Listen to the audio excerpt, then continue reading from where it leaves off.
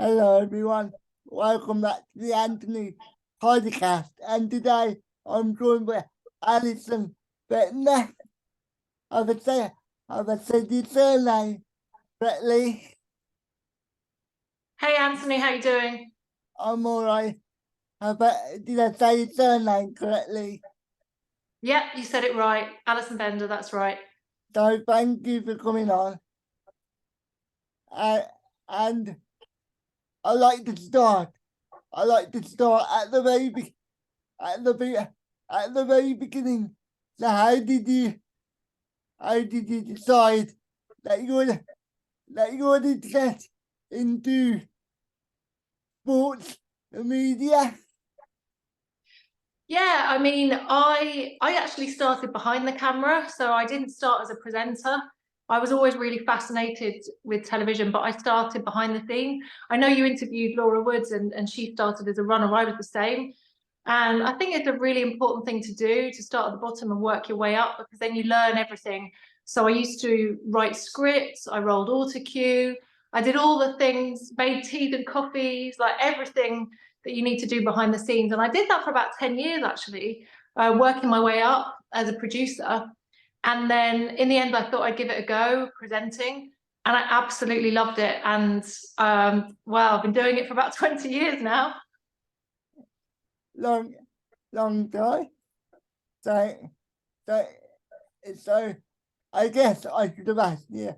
How did you start watching football in particular? Well, my dad was a big football fan. I think for a lot of people, isn't it? You get given your team when you're young by your dad often, and it was the same for me. He was a big Chelsea fan, and he had two girls, and we weren't particularly interested in football. So he would always try and take us to the football, try and get us to have a love for it. And it was quite late for me, to be honest, because I was a bit more girly girl. I preferred other things. And actually, back in those days, and you'll probably know, like girls didn't really play football at school. We weren't actually allowed. So it was a bit more difficult. But once I got a passion for it, I absolutely loved it. And I tried lots of different types of presenting, actually. But now I can't imagine doing anything other than football, because I love football. I live it, I breathe it. I'm always thinking about football. I how late are we talking?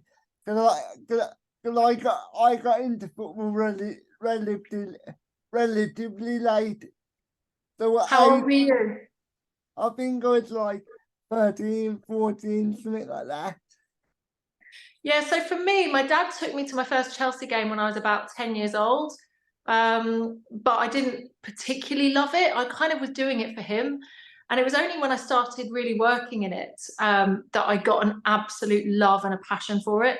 And I was really lucky because my first job was at Real Madrid TV, which is a glamour job. I mean, I know how lucky I was.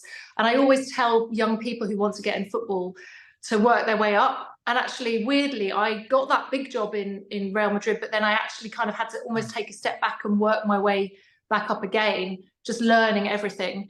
But yeah, it was a dream come true. I moved to Madrid and I was working with the Galacticos, so Beckham, Zidane, Raul, Roberto Carlos, all those amazing players. And it was just like the best job I've ever had. So going back a little bit, obviously you mentioned earlier that you started off as a runner, like a lot of people do that, get into the media game period. But obviously nowadays with platforms like YouTube and like just social media period, you know, basically what I'm saying is the job of a runner elite, if you know what I mean. Yeah, I mean, the job of a runner is there are so many different types actually of media that you can get into. And I work with a lot of young people and older people actually who want to get into football. And I always say to them, the best way is just to go and do it, right? And just, start your own podcast, have your own TikTok, have your own YouTube channel, And, you know, we're so lucky now that everyone has a platform, right? Everyone can have a voice and people can have a niche and, you know, people can follow them. So I often think that if you're trying to find a job in TV, the best way to do it is to do it yourself and show that company that you can do it and that you have a passion and, you know, maybe you're doing things differently. And I just think we're really lucky we live in a world now where everyone can give it a go, because when I started out, you know, you had to have a camcorder, then you had to kind of like deliver a tape to a TV company and maybe they'd watch your tape, maybe they would get lost in the post. But now it's so brilliant, you can just send them your YouTube channel, right? And you're away. So I just think there's just so much opportunity right now for people. Uh, so, so, so, so, uh, so but apologies, so is the runner, is the job of a runner still something that you would recommend to people? Or would you recommend them just starting their own platform? Actually, both. I think starting your own platform is brilliant, but I still think the job of a runner is just, it's so fantastic. I would be a runner now again. I just loved it, honestly. Just to be in different companies, to see the way that people work. You meet so many brilliant people. And actually, there are good runners and there are bad runners. You see runners that just want to kind of get out of there and finish their day. But you see runners that just do that job so well that you know that they're going to go far. And actually, I've worked with some great runners who have progressed so quickly that I'm now contacting them for jobs because they are, you know, running channels and they were my runner years ago. So it just shows how far and how fast you can go if you're good and you work hard. You mentioned, I've seen you mention before that you took it upon yourself to learn everything about like the media, like writing scripts, like the cameras and things like that. Before, were you like, oh, you know, at first, did you have, did you have any preconceptions, preconceptions about writing scripts? Like, did you think it can look easier than what it was? Definitely. It's actually a real skill. And like a lot of things in TV look so easy, like even speaking to camera looks easy, but when you do it and when the lights are on, you know, you get nervous, you say things you don't mean to say. And same with writing. Like I actually find writing under time pressure much more difficult than I thought. So I'd always say to people as well, watch a game of football and try writing a match report within like 5 minutes of the whistle blowing at the end. And it's so hard. I mean, just take the game the other night between Manchester United and Spurs, right? If you'd written that match report at the beginning, it was all about glory, glory, Man United. And then suddenly it was all about Spurs fighting back, you know? And it's really hard to change that script so quickly in your mind. So writing is a skill, and there are some wonderful journalists out there. And I just think the more you read and the more you're willing to look at what other people are doing, the better you'll become. And I just, again, I find it such a privilege going to press conferences and meeting all these wonderful journalists who make it look so easy. And also writing scripts for TV is quite difficult because it's a bit different. You don't speak in the same way as you would, you know, write a script for the written press. So it's all skills that you should be learning. And I also think, like, be yourself, be you. There's lots of people that try and do that kind of football speak and all sound the same. But I love it when I discover someone who has their own style and they're just authentically them. So I always think, just don't waste your time trying to be someone else. Be the best version of yourself. Well, when would you say you became confident in what you did, like writing and producing and things like that? Or are you still sometimes not confident in yourself?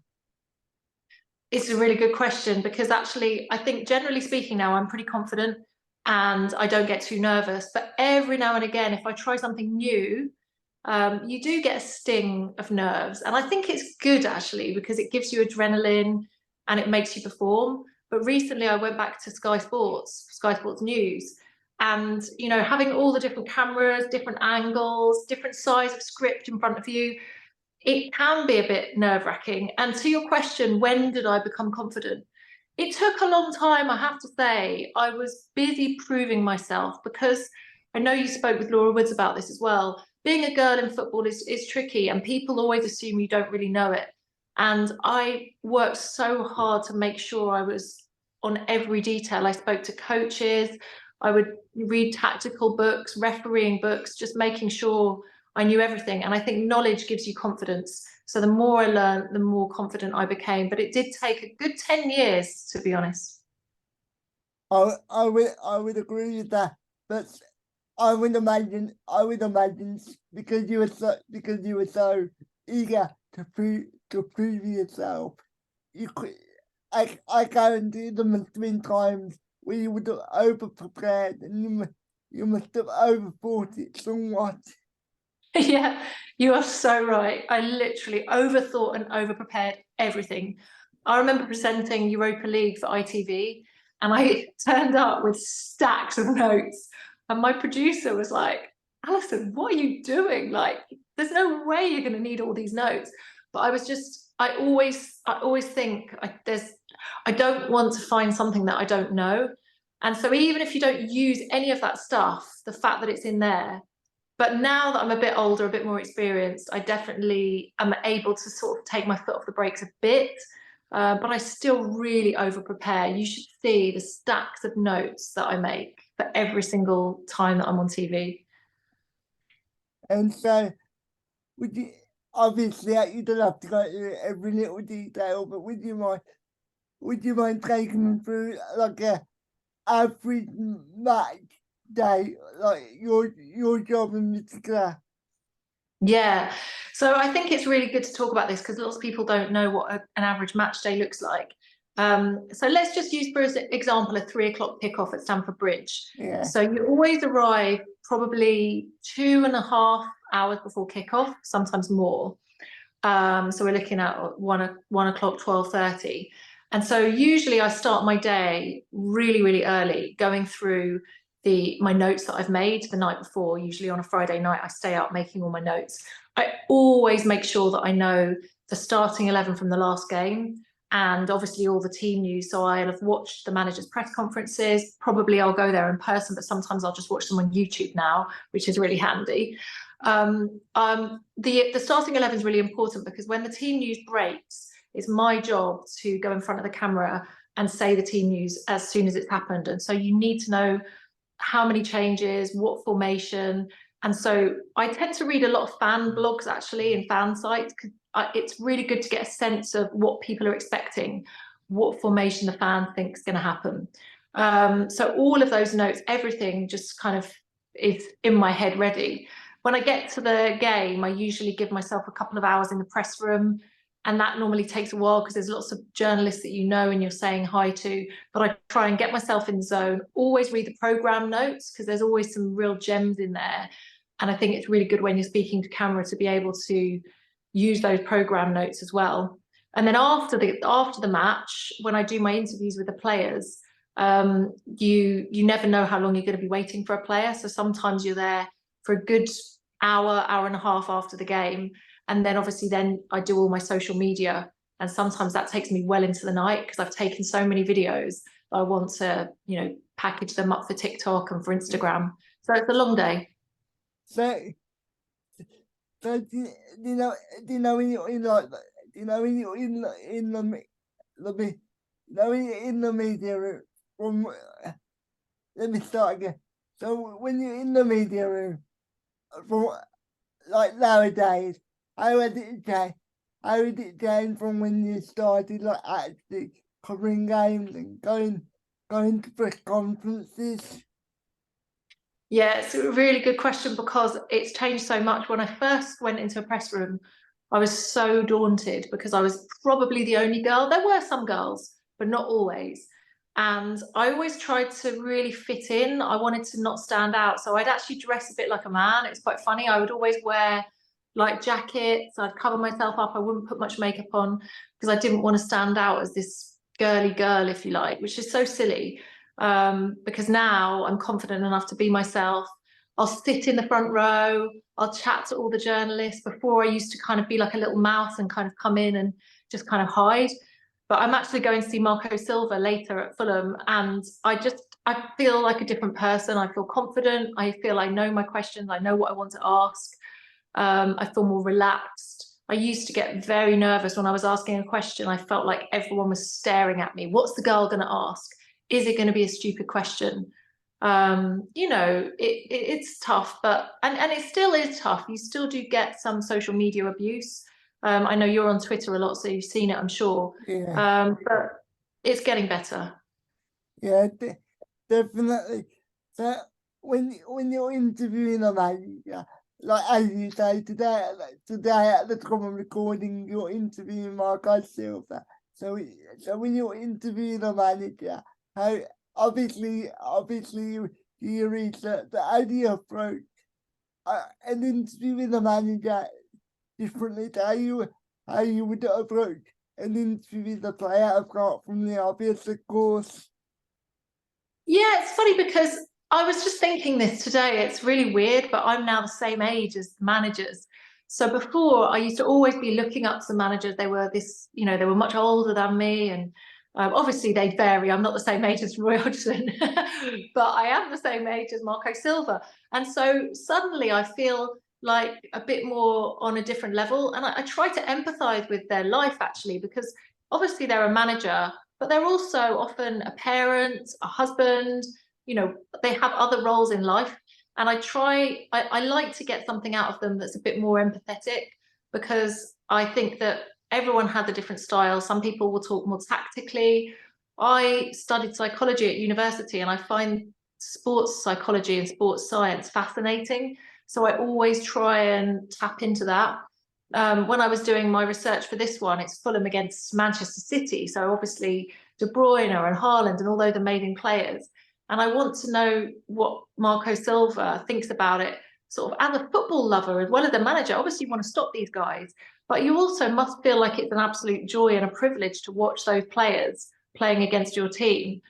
If you love football. So I just always try and think about how I can get a slightly different answer when I go into those interviews. And that takes a while, really, just thinking about exactly how I'm going to ask a question, not just what the question is. So obviously, so when you're in press conferences, obviously sometimes there can be a lot of, I don't want this, a lot of unrelated questions to the games. So just as a football fan, like internally, can it get a bit frustrating sometimes? Yeah, there's always some people that want a big headline as well, and they want to know, I don't know, if something's happened outside of the football world, they might want an example on that. And yeah, sometimes you just want to talk about the football, and there's people who are just trying to grab headlines, and but I also understand it's part of their job. Yeah. So when you're working for Sky, for example, you have to get a big headline. So it just depends who you're working for. But I feel like this is just my personal opinion. I feel like sometimes they ask questions that they know that the manager can say the same thing as what he did last week. Yeah, it's so boring. Honestly, it's so boring, and it's hard because you almost have to ask it. So, you know, every time I speak to Jurgen Klopp, for example, I feel like I'm always asking about top four race. And I know he's always going to say game by game, and it's so boring, but it's almost like you sort of have to ask those cliche questions. And I agree with you. Sometimes it would just be nice to just forget that and ask something else, because you know you're going to get a boring answer. And it's a wasted question. But I guess it's about having the courage to ask something a bit left field straight away. So often you want to go in with the soft and gentle questions, and then you want to get to the question that you really want to ask. But I think it takes a really courageous person to go in with something really quirky straight away, if you know what I mean. Yeah. Can you remember your first question in a press conference? I know, obviously, I know it's been 20 years, but can you remember it? Oh, that is such a good question. Can I remember my very first question? Who would that have been? Do you know what? I can. So it wasn't a press conference, but my first football interview was with David Beckham at Real Madrid. And I asked him such a dumb question, but it was basically because he was in a film called Goal. And I said to him, I know you're a footballer, but is this a step into Hollywood, or some stupid question? And it's so funny, every time you ask a question, you're like, oh, I can't believe I said that. But I just couldn't help it. But he gave me a really good answer, actually. But my first manager press conference would probably have been Jose Mourinho at Chelsea, because I was at Chelsea TV. And I used to always ask very tactical questions back then to prove to everyone that I understood football. So yeah, that's what I used to do. It would have definitely been an opposition tactical question, but I don't remember it, unfortunately. I'm assuming that was his first stint at Chelsea, like the 04 times. Exactly. Yeah, it was the first time. And actually, when he got sacked that first time, that was one of my most shocking football moments ever. I mean, now we're so used to managers being sacked all the time, but he was just so good for Chelsea. And obviously, it had started to turn sour, but I just never ever thought that Abramovich would actually sack him. And I remember working at Stamford Bridge that day, and I had to break the news, and I was almost shaking because I just couldn't believe it. It was such shocking news. In hindsight, it's not that surprising in hindsight, though, is it really? No, not at all. And actually, I mean, hindsight's a wonderful thing, but football's just so crazy. I mean, if you told me that Jose Mourinho was going to go to Spurs and then come back to Chelsea, I just would not have believed you. I mean, football is absolutely bonkers. And the fact that Lampard is back at Chelsea, and oh, poor Lampard, he's having such a tough time. I really feel for him, I have to say. And according to the reports, in the summer, Clark is going to the Chelsea according to the reports. So if that does happen, obviously that will be a former Spurs manager going to Chelsea, so that will be interesting. Yeah. I'm a huge fan of Pochettino. I love working with him. He's brilliant with the media. He really is great to interview. I also think he's a very good manager. I think he's really good at developing young players. I think there's so many, and he's got great Premier League experience. So personally, I would welcome him to Chelsea. But you're right, there's a lot of Chelsea fans that just do not like him because he's 5 and a bit years at Spurs. And they're just never going to get over that. But we've got to remember, Mourinho went to Spurs. This happens, you know. If you want to get a decent manager, they will have managed in other clubs. But I like Poch. I hope he comes.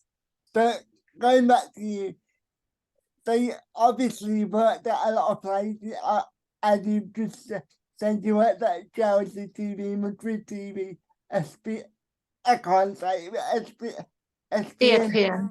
yeah, in the States, and Sky Sports. So out of all of them places, what did you learn from each place that maybe, well, definitely did help you in your journey?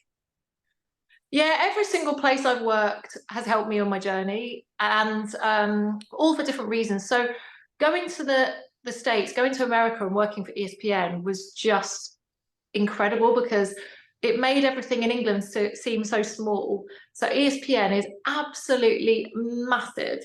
And so when I was getting ready for one of my shows, it would be one of maybe 20 shows that were taking place that day. There were 5 different dressing rooms and makeup rooms. And so I did feel like a small fish in a gigantic pond, you know.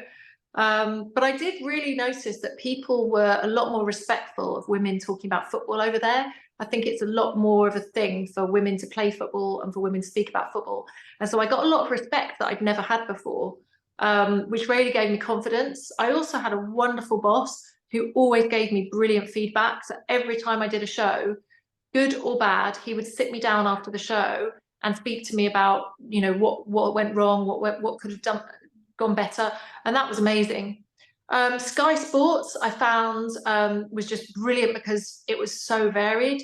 So I could be doing a championship club one day, I could be at Wembley the next on an FA Cup final, and I just found the variety just brilliant. But you have to constantly be doing research, you have to be up on everything.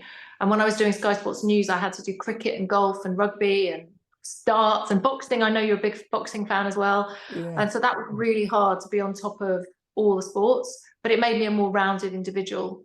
So I learned a lot from all my different places. So I've got two more questions. Obviously, Sure. we wrap it up. So I've heard you mention before that while you were at Sky Sports, you were having your first, I believe it was your first child, or it might have been your second child, but anyway, you mentioned that you felt like you had to hide. How did that affect your how did that affect your mental health? Yeah, I mean, I'm really lucky. I've got a lot of really great support around me. I've got a wonderful husband, really good family, very grounded. And I try not to take TV too seriously, because I've got friends. I mean, one of my really good friends is a heart surgeon, right? And when her job goes wrong, people lose their lives. And so I think sometimes you've got to remember, even though there's a lot of scrutiny and there's a lot I have to put up with, I'm really privileged to do the job that I do, and I love it, and I don't want to complain too much.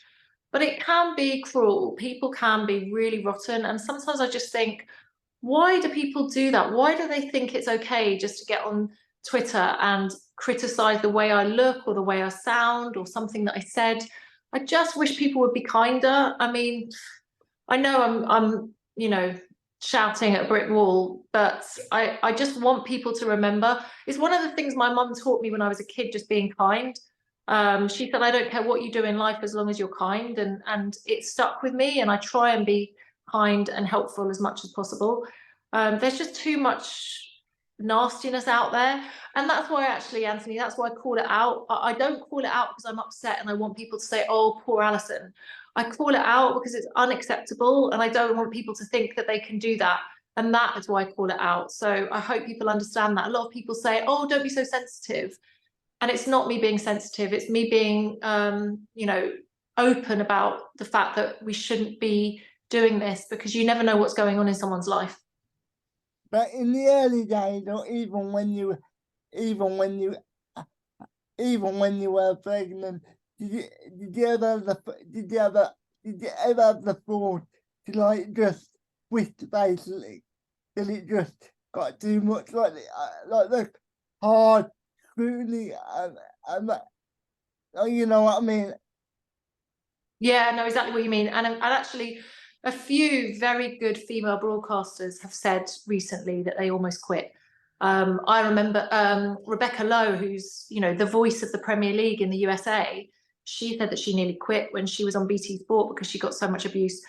I don't think I've ever nearly quit because I've put so much of my life into this. I mean, literally, I've sacrificed so much. It's all I know how to do. It's all I've ever done. So I've never wanted to give it up entirely. But sometimes I have felt very down in the dumps, and it is hard. And I know people don't have much sympathy, but just small things like, going to a World Cup is amazing, and I absolutely love travel.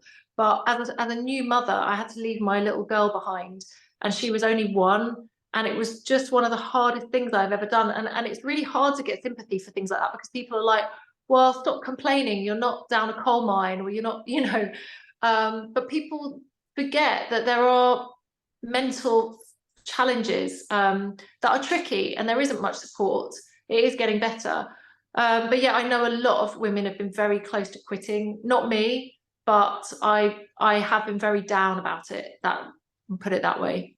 So what would you like to do, Jane? And my final question: what what would you like to leave as your legacy and work, if you know what I mean? Yeah, I always ask that question. That's one of my questions that I ask people about their legacy when I interview footballers. But I've never been asked it myself. My legacy. I mean, it's funny because lots of young girls contact me now because I've started Twitter. Sorry, TikTok. I love TikTok. And lots of young girls say to me they didn't know that this job existed. So thank you for talking about it. And I love that. I love the fact that I'm showing women, young girls, that this is a job that you can do.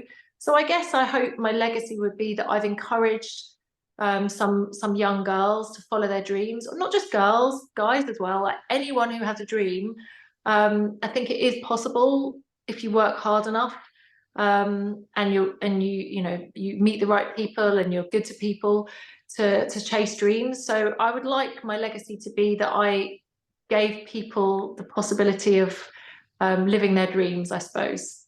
So thank you for coming on, Alison. Do you want to promote anything? Oh yeah, thanks. So you can follow me on all my social media channels. So I'm the same everywhere. So on Twitter, I'm at Ali Bender TV, same on Instagram. But I would always say, if you've got a TikTok, come and follow me on TikTok because I'm much more fun over there. You can't be fun on Twitter because you get slammed. But on TikTok, I dance, I sing, I mime. I just don't take myself so seriously, and I love it. So yeah, come along and be nice. Okay, thank you for coming on, Alison. I want to be respectful of your time. I hope you have a good day. And Absolute pleasure. so thank you for watching, everybody. And thank you for the support as of late. It means a lot.